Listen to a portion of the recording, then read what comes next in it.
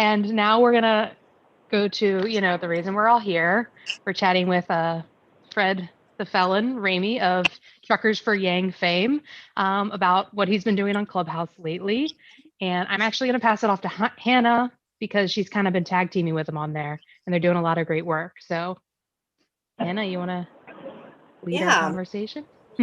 Yeah, welcome, Fred, partner in crime. So, I guess I'll just start off. How did you find out about Clubhouse? How long have you been on there? What's the story there? I've been on there about a month. I think Dan Weber told me about it, and so I heard about it, and then I was like, "Hey, how do you get on Clubhouse?" And I guess it was a invite only situation. So Dan Weber threw me an invite, and then the rest is history.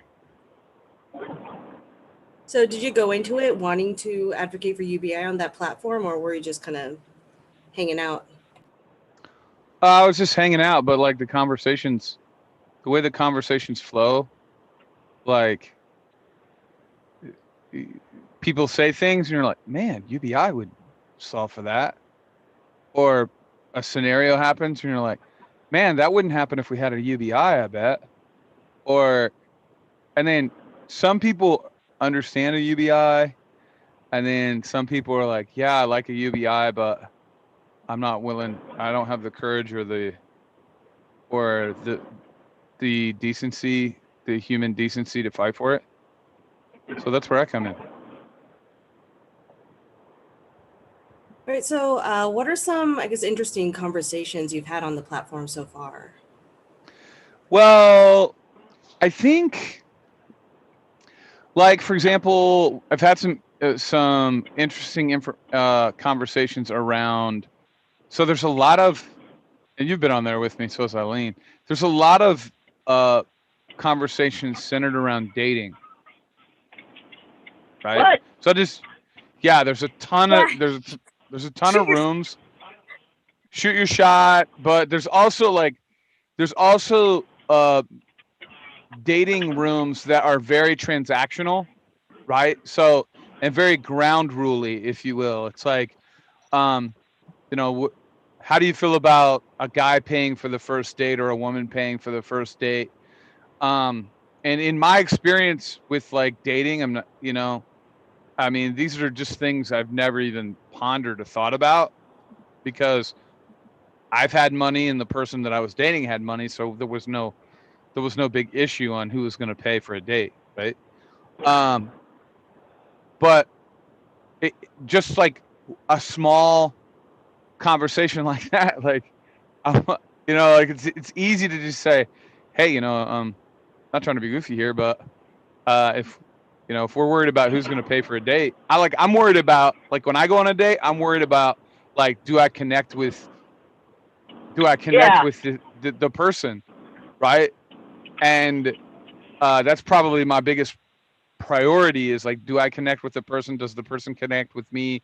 Can I see a future with this type of person? That kind of thing, right? And so when we have that kind of conversation, it's an easy in for, hey, if we had a universal basic income and both parties, both male and female, or male and male, female and female, depending on the scenario of the relationship, if both parties had a universal basic income, we all had a floor to stand on, there would probably be less negotiation on, like, who's going to pay for a date. And then also, a lot of times, like, the stimulus pops up when we talk. I like stock rooms. That's my thing. I like stock rooms.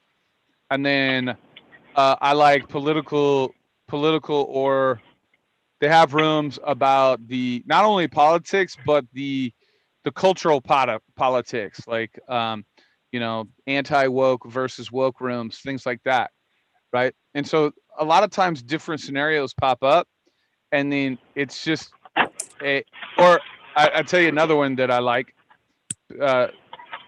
scenarios and situations that pop up. We have a lot of math, data, AI. Somebody's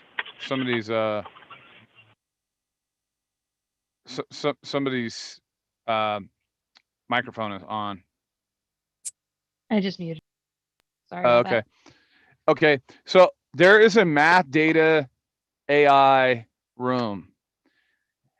And well, there's always a math data AI, like there's always a tech, like a nerd room, basically. And so it's an easy in, like, hey, like what are we gonna do with all the jobs we're automating away? And then you could come in with like different data points or different statistics, because a lot of times people don't really know what the fourth industrial revolution is, but they're building the fourth industrial revolution, which I find very, very troubling, very interesting. That's like, what's the fourth industrial revolution? Oh, the thing I'm building. When I talk to people.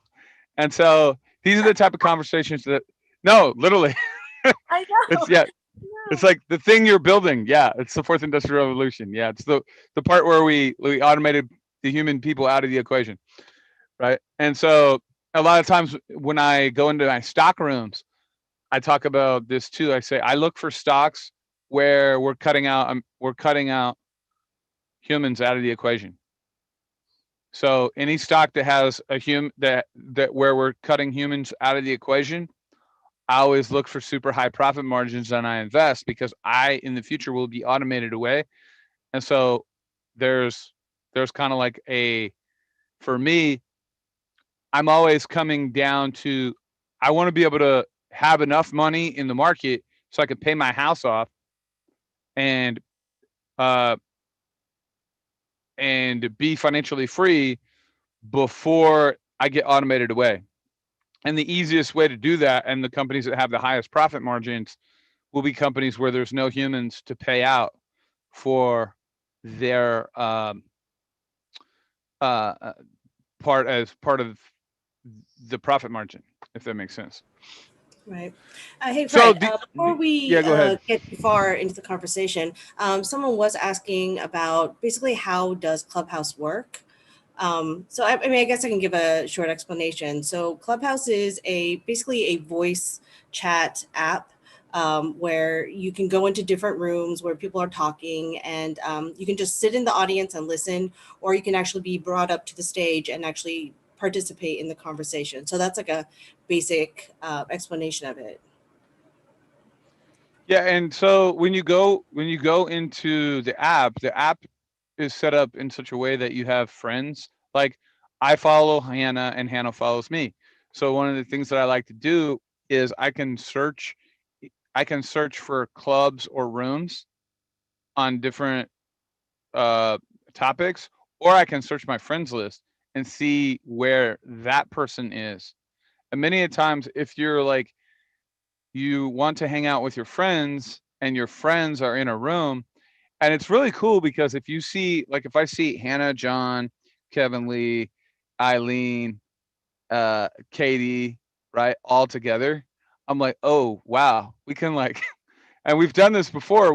Where like as the room starts to dwindle, because the numbers in the room will build and then they'll dwindle depending on who comes in the room. So like if somebody comes in the room and they have like 50 or 100,000 followers, a lot of their followers will come into the room. If they bounce, and their followers will bounce just because the way the algorithm is set up.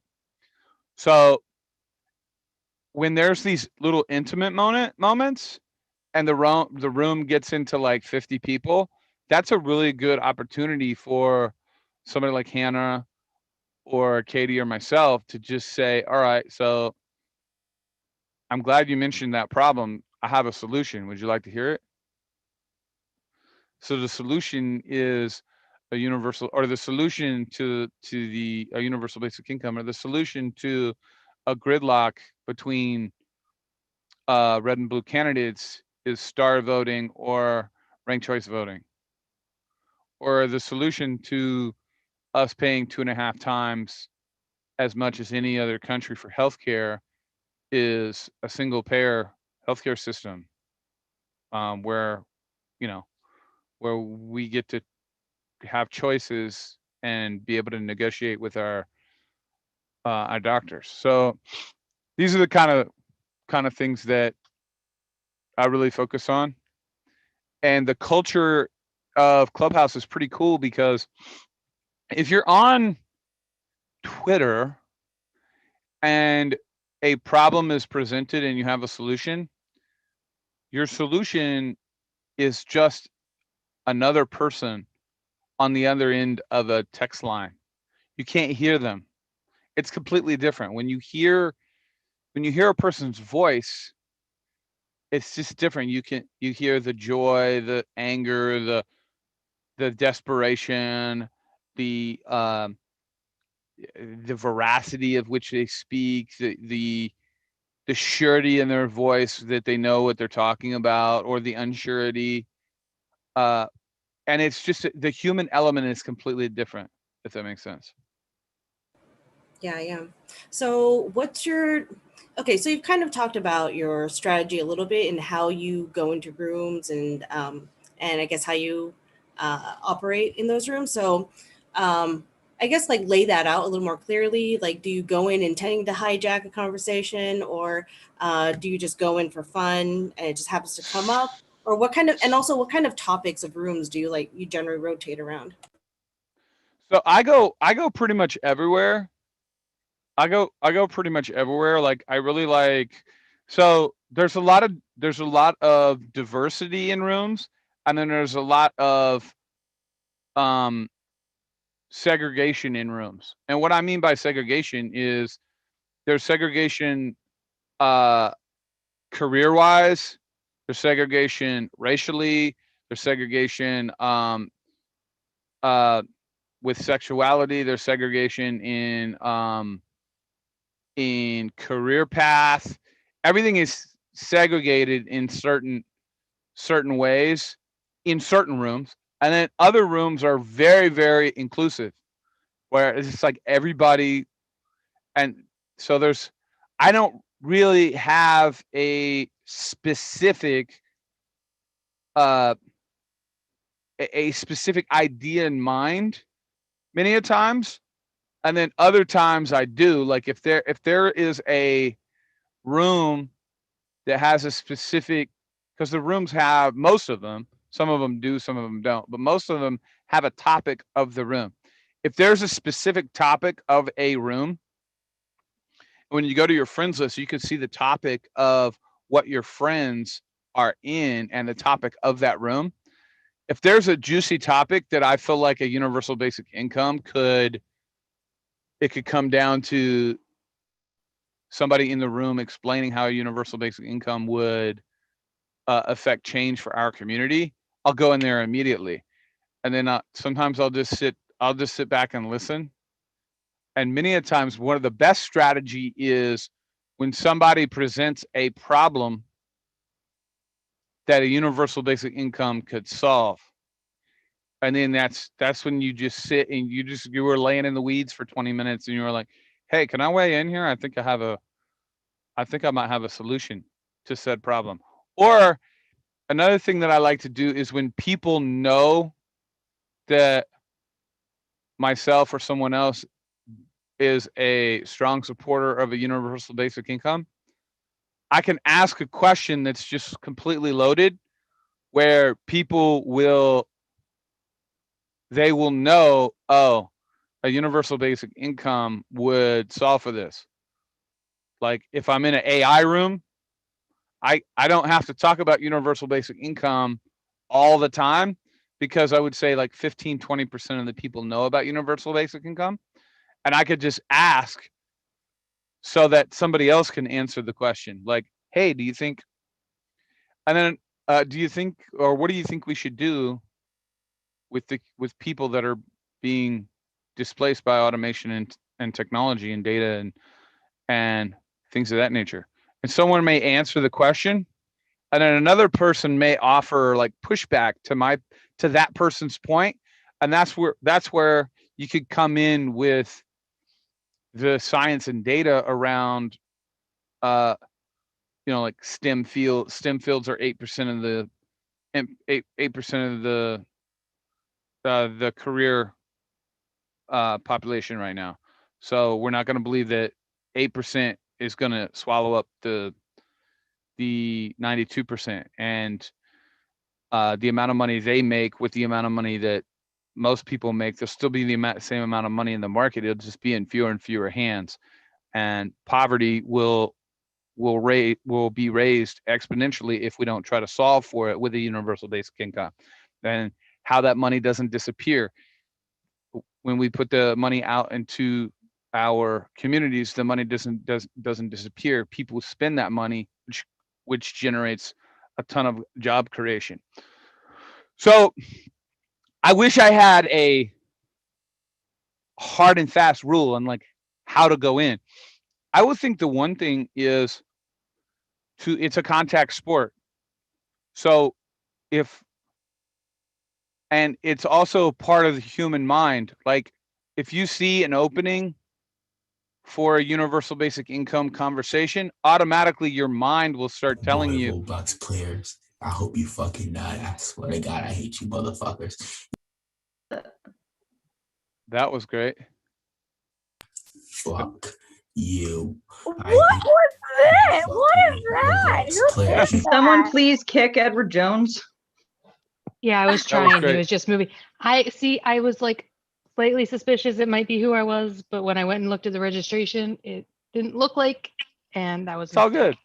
It's all good. It's just. It's one of our trolls. It's one of our. No, it's all good. It's all good. So like, it's just a like that is a solid indicator that something is working.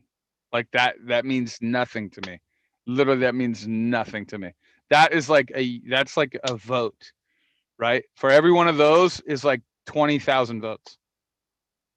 I swear to you. For universal basic income and things like it. So I guess what I was saying is a lot of times when you see a scenario that this is a contact sport.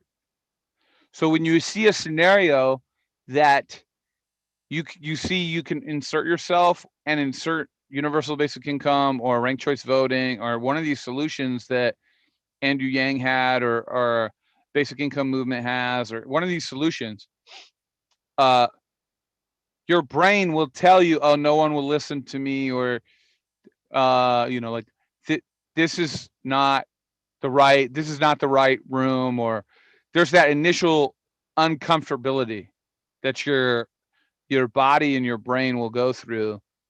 And you have to learn to like ignore that person, because that's just like that's not where the the old saying, like if you want to see fruit, sometimes you got to go out on a limb. And so and then once you get people to agree, hey, that sounds good, or yeah, I believe in universal basic income. One of the things I like to say to people is I say, they say, yeah, I like it. And I say, I don't need you to like it. I need you to love it.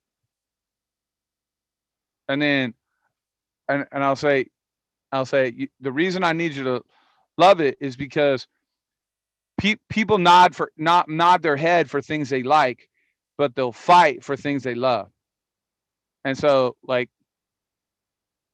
I just want to encourage you that if you love universal basic income, like, have the courage to fight for it and join us in the movement. Like, be part of the club. Like, you don't have to be one of the cool kids. You are one of the cool kids, like, kind of thing. And sometimes that works and sometimes it doesn't. I wish I had a full-fledged, like, I wish I had 100% close rate on like convincing people of universal basic income. I don't. Hannah doesn't. Eileen doesn't. It's a matter of like, okay, are we going to make the effort? Because if we don't make the effort, we're not gonna advance the movement. So that's my viewpoint. Awesome. Thank you, Fred. So I just want to respond to Megan's comment saying that managing to weave it into the dating rooms, I'm impressed. So that actually brings me to a kind of a funny story where there's a lot of different rooms in Clubhouse, and I happened to stumble into this satire room for venture capitalist pitches. So there was like a moderating team at the top and evaluating like ridiculous pitches, and of course they're getting ridiculous questions in response. And I somehow got it became like a shark in this VC pitch room. And I wasn't even talking about basic income, but what people do is that they look through your profile, and somebody saw my profile, like talking about basic income, and they contacted me, and they're actually a producer for some media company, and they're looking to expand, like a social impact media company, and looking to collaborate. So there's like these possibilities that are there for Clubhouse, like totally unexpected. So for Fred, I wanted to ask you, what is, I guess, one of the most messed up things that has happened to you on Clubhouse, and what is like one of the most best or unexpected things that's happened? Well, I'd say one of the most messed up things is just being, having a disagreement with somebody and it turn into like a food fight, or like a very common thing is to disagree with somebody. People break out the big guns with like, oh, you're this or you're that, and I'm like, no, we see the world differently, right? And then other messed up things that happen is people tend to think a lot of times of like this or that, very binary thinking. And like, for example, I'm a bootstrap, get it done, do the work, no excuses person. So when people hear that, they don't think a universal basic income could, and the ideas of a universal basic income could come from a person like me, and they're like astounded, right? So that I could do without that. I wish people could like understand that two things could be true. Some of the best things is like people have reached out to me for like podcasts, or like, hey, we'd like to shoot a video with you sometime, or just all kinds of different stuff, because, and then, I will say also too, if you're like, Hannah's a little bit more lefty than I am, and I'm more of a righty than she is. Not a little bit, a lot more lefty. Yeah. So we kind of split this like this, right? She's more left, I'm more right, right? And don't be afraid if you have like political ideas, don't be afraid to like stick up for what you believe in. Even if it's not a popular thing. So if you believe like in Medicare for all, or you believe in whatever it is, right? Don't be afraid to stand up for those things, and you'll have people that will gravitate toward you. And then I'll say that like some of your haters, your haters are still, because you have people that disagree with you to the point of like total hatred. Your haters are still they still give you attention, and this is an attention network. And so when people go to push back on you, that's not a positive, that's not a negative thing. When you're answering back to the people that are pushing back on you about a universal basic income, you're not answering back specifically to sway them.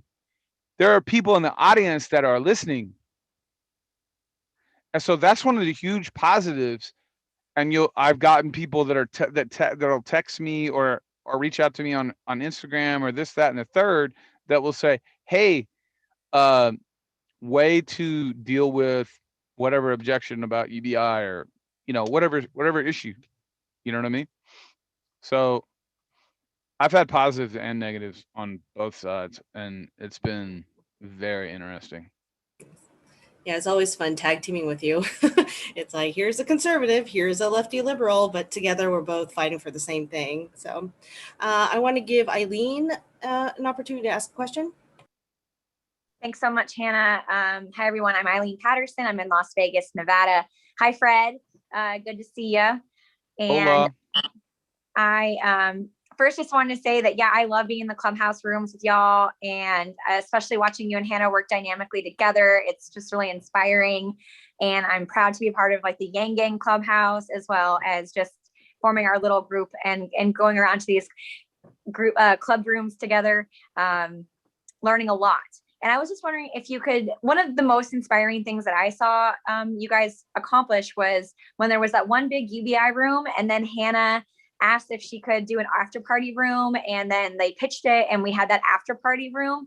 And I watched like how you guys just, I don't think anybody left that room anti-UBI. I think people came into that room anti-UBI, and I don't think anyone left our room anti-UBI. So I was wondering if you could just speak to that, and yeah, and just how that all went down, and how you and Hannah worked so well together like that. Well, one of the things that facilitated, I felt like in the best interest for UBI, is I think it was Drew that was running the room, and he's just a guy that's into politics. He's not particularly right or left. He's just really centered. And he was like, "Hey, I have to go, but I'll leave the room to a few moderators." And then there was a point where I was like, "Hey," and then, or you guys can start a separate room. And I was like, "Hey, can we start a separate room with Hannah being, like setting up the room, because we really need to set things up.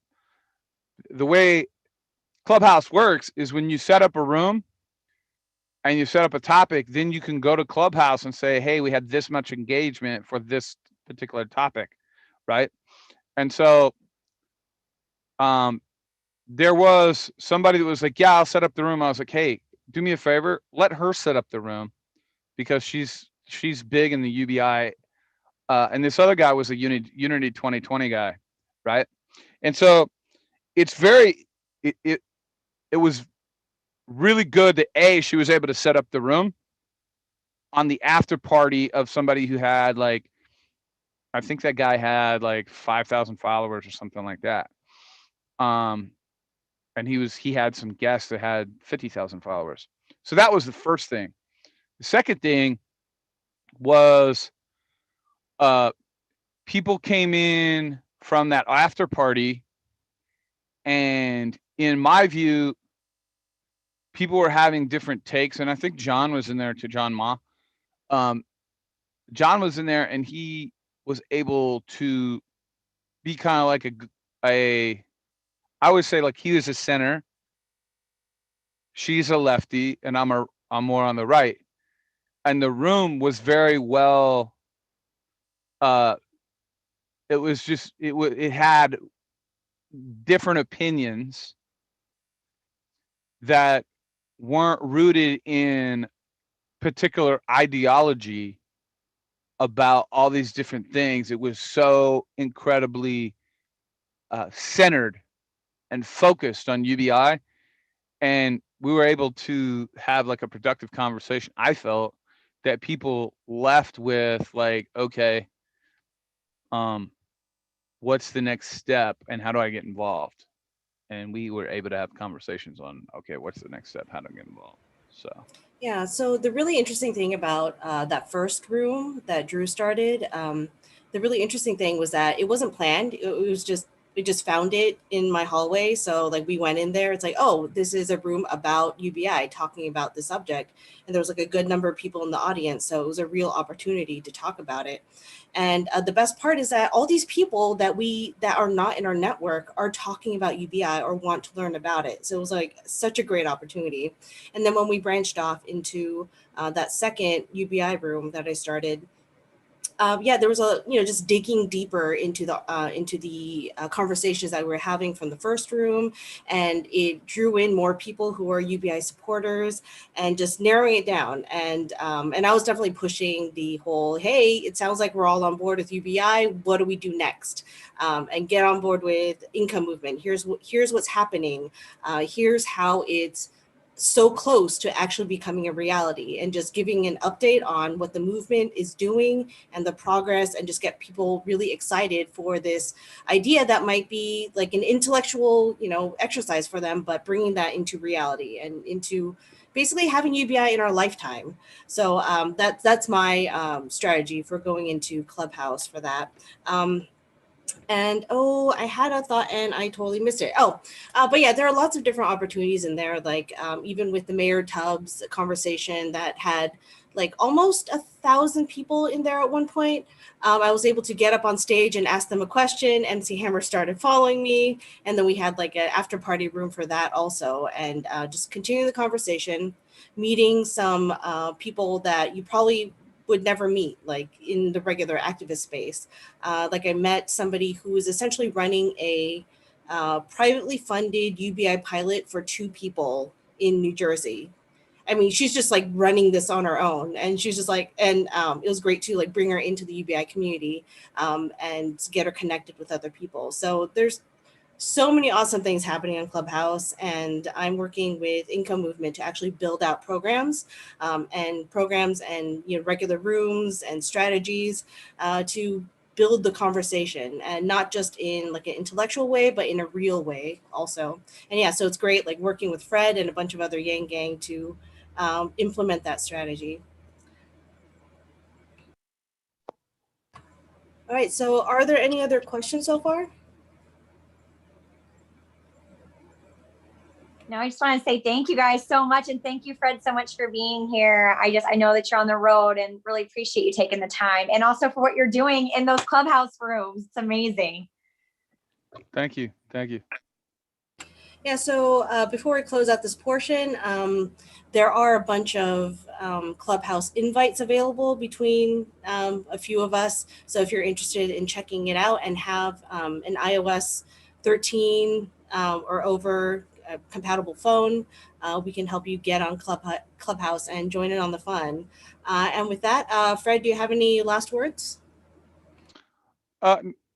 Just do it, like have the conversation that you think that you have, the conversation that your brain tells you won't be productive. And by the end of the conversation, you will be more than pleased with the results. Yay. Thank you, Fred. Thank you, Hannah. Fred. All right, Yeah. back to you, Megan. Oh, I was about to just say thank you too, because I'm in Clubhouse, but I've not yet had that courage to generally talk or get up on stage in there. I'm in a very different world than the rest of you, but I'm working on it. And like hearing like how successful you have been is like, inspiring. I'm still terrified, but I'm inspired. So let me kind of cover that with you. So I have a few friends, like Lana is a friend of mine, or I have a few friends that like don't really talk in big rooms. Like Kevin Lee is not a big room guy, right? But he gets in a small room and like he'll cut it loose, So I would recommend in that scenario, get into a room of like 6 to 10 people, and then just like get up on stage and say, hey, how's it going? And start talking.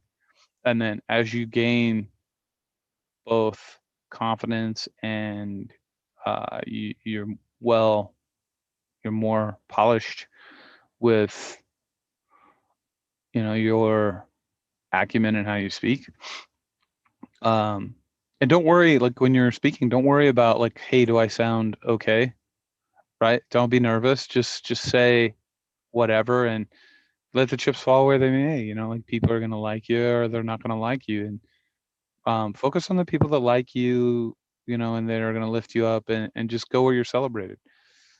So yeah, that's just the encouragement I'd like to give you in that scenario. Appreciated. Thank you. And then Fred, sorry, Megan. I Oh. just want to say, Fred, your advice of go where you're celebrated. I've heard that a couple times. You say that in the rooms, and it's been like, I don't want to overstate it, but it's been life-changing for me. It has been. It's really good advice. Like I'll go to a room and people will be shitting me, and I'll just be like, check this out. Like I'm not a victim. I volunteered to be here, and guess what? I just volunteered to go somewhere else. Bye. Right. And I'll just hit there's a leave quietly button. And it's like the way of like hanging up. Right.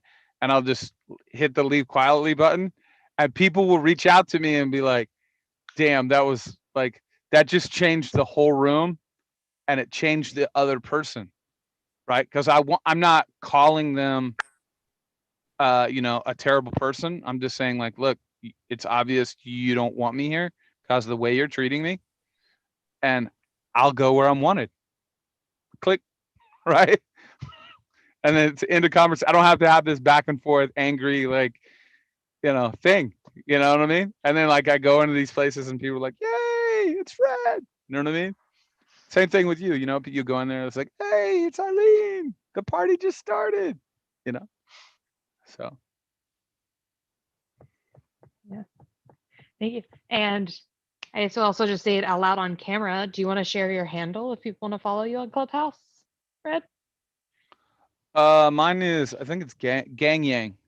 Yeah, at Gang Yang, I think. Gang Yang. It has an Gang at Yang. symbol. Yeah. Awesome.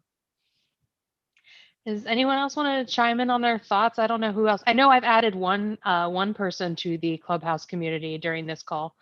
I had one reach out for an invite, so we're growing. Actually, Fred, you might want to warn people about your profile. Oh if yeah. they look up Gang. Oh yeah. So I have a piece of toast that says I am Fred. I made the awesome misfortune of like trying to change my name, and then you can't change it back. So my name is not my real name. So yeah.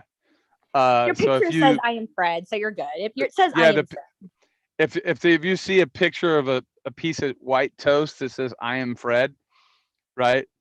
With like burnt toast of I am Fred, that's me. And so I have support I've emailed support. They'll get to it in 3 or 4 months. Who knows? You know what I mean? It could be 3 or 4 weeks. It could be 3 or 4 days. Who knows? You know what I mean? So, they're working a multi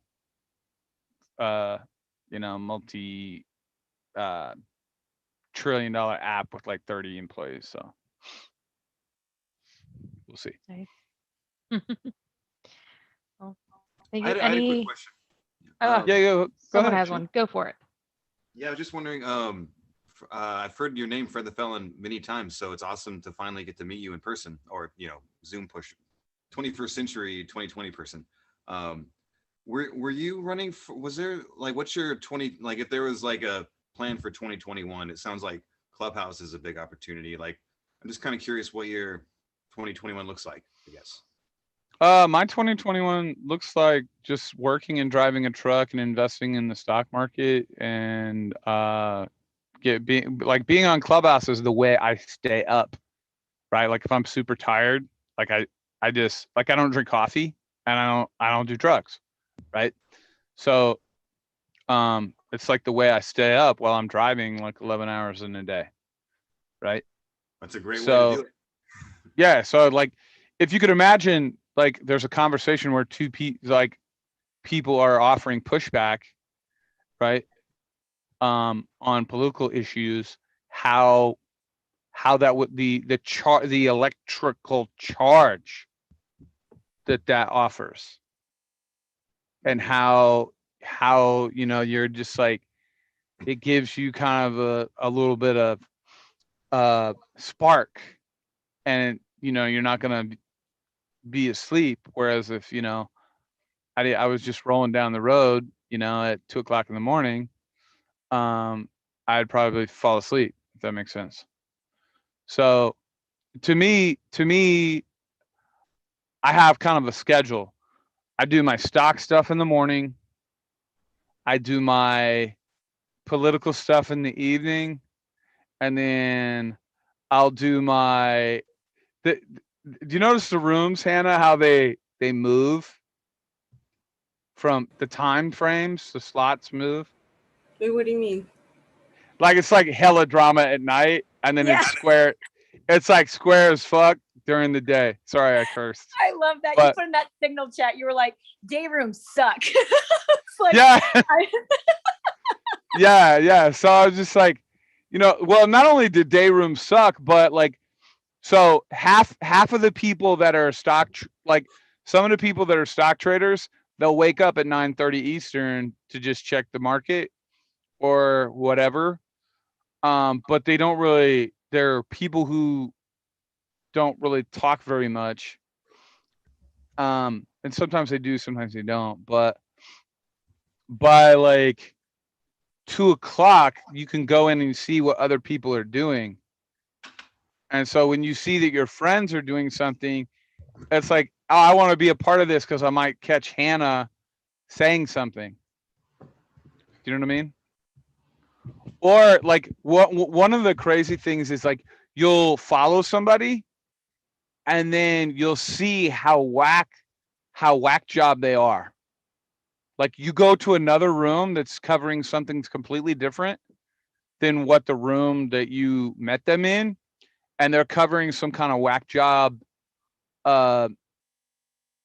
like scenario, and you're like, man, this person is like this person is freaking QAnon, and I had no idea. Has it ever happened to you, Hannah? Kind of, yes. Yeah, this one person, they got into a whole drama and they got kicked out of their own room that they started. So yeah, there's lots of drama that happens. But I would say, like, don't be afraid to enter rooms with weird topic names, because the topic name could be chosen to draw people, and also it can be inherited. So like rooms can go through different phases. So where it started is not necessarily where it's going to end. So that's pretty cool. And it also kind of goes 24 hours because there's like a global presence on the app. So I know I've fallen asleep on the app a couple times. And I know one time I've tucked, Fred into bed with Kevin Lee in a room together. Yeah. Yeah. And just to throw out there too, for like what I'll say is that I've actually made it's so funny. It's called Clubhouse. And then you actually do start to form these like clubhouses, like where I have met people. And now there's like this like close knit group of us that get together every night in this room called Unwind and Talk Shit and Relax. And it's just the same little group of people that come in there. And now actually 2 of those people are now Yang Gang. Just from me hanging out and having a genuine relationship with them and having real conversations and just organically chit chatting. And now they've joined, Yang Gang Clubhouse, which Dan Weber started. So it's cool. It's another recruitment tool as well. If you can build real relationships and show and get people interested. So yeah, it's just starting for what we can do with it. So I'm really excited to see what Hannah is doing over at Income Movement to like really plot out a strategy. So thank you again, you guys.